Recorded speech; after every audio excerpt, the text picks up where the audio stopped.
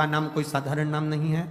जिस नारी का गर्भ नहीं ठहरता, 20 साल 25 साल 30 साल भी अगर शादी के हो गए, संतान नहीं है, डॉक्टर मना भी कर दिए, तब मेरे बाबा पर भरोसा करना प्रारंभ कर दो। शंकर के मंदिर में जाकर जल चढ़ाना प्रारंभ कर दो, आचमन करना प्रारंभ कर दो। एक बेलपत्र बाबा को कहकर, बाबा अब मुझे डॉक्टर मना कर दिया पर संतान देगा तो तू देगा, बाबा से प्रार्थना करना प्रारंभ कर दो।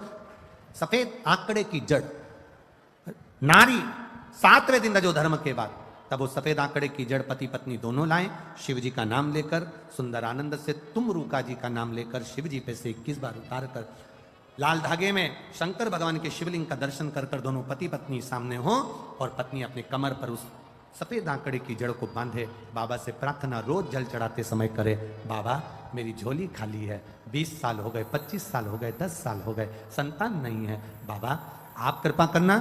लगे रहो, फाइल अगर मोटी है छुपाने में समय लगेगा, अगर दुख बड़ा है काटने में समय लगेगा, 1-2 महीने जाने से काम नहीं चलेगा, जाते रहो उसकी चौखट पर, वो झोली जरूर भरेगा निश्चित।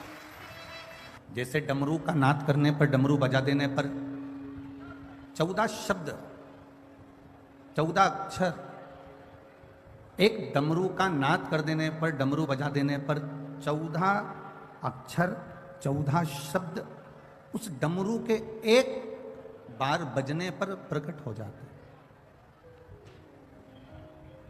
उसी तरह जैसे एक बार डमरू के बजा देने पर 14 अक्षर प्रकट हो जाते हैं, और वो 14 अक्षर साधारण नहीं, इस सृष्टि का संतुलन बनाने वाले होते हैं।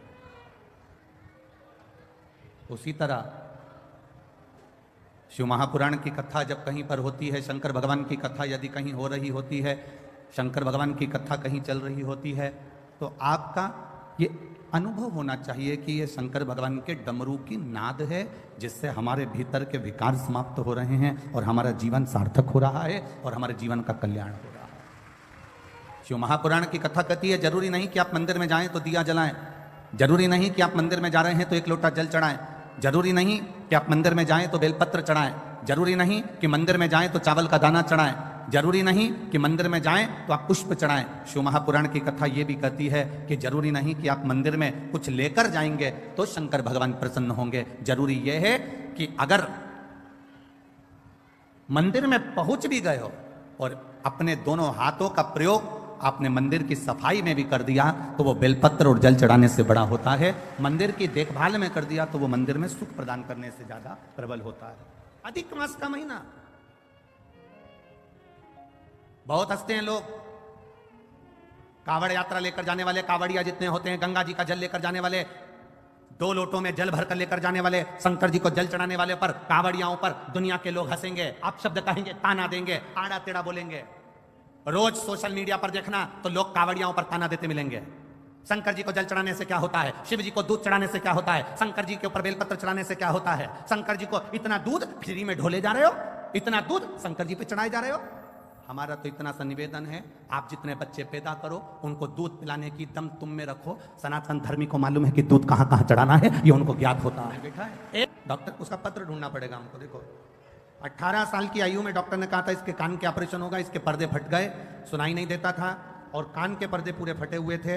इस बच्चे ने शिव जी के मंदिर में 1 लोटा जल चढ़ाना चालू करा। इस बच्चे का नाम है प्रणव मिश्रा, उम्र 13 वर्ष, 81, मंडल विहार, बरेली, उत्तर प्रदेश से आया है, जिसका मोबाइल नंबर ये है। कहीं बच्चा बैठा है क्या? कहाँ गया? अच्छा आप ही हो, दौड़िया जल्दी आ, जल्दी आ, भग गया। अब सुनाई दे रही है अच्छे से? हाँ भग गया भग गया भग गया।